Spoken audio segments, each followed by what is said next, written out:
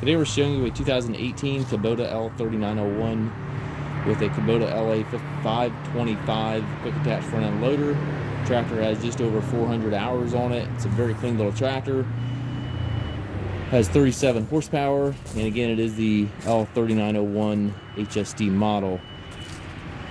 Paint's in nice shape. It does have a few dings in the hood. Top of the hood right here you've got a ding, and then over here on the side panel it does have a little bit of damage.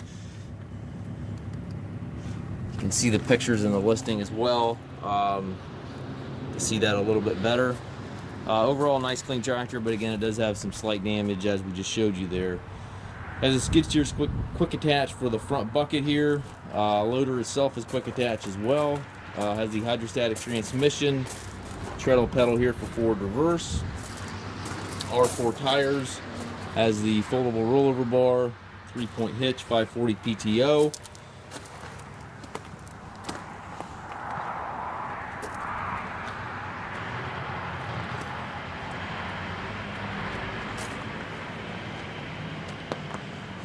Perfect tractor for property maintenance or brush hogging, mowing, anything to that nature. Has 3 ranges in the transmission.